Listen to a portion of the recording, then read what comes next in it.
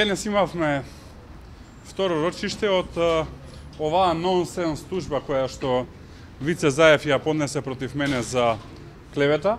Самото денешно рочиште покажа дека е целосно безпредметна тужбата и дека нема поента зашто е поднесена и е целосен, како што кажав, нонсенс. Ве малтретираме вас, ја малтретираме јавноста, го малтретираме судот за работи кои што се очигледни.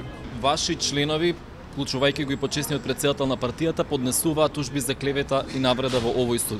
Како го коментирате тоа од денешна гледна точка, бидејќи ве сметате дека нели треба да се демантира, па да не се оди до степен да се тужат? Јас одговорив и минатиот пат, еве ќе повторам. Сметам дека овој принцип е грешка. Собранието донесе измени на законот со кои што драстично се намалија казните, како и основите за поднесување на тужби за клевета.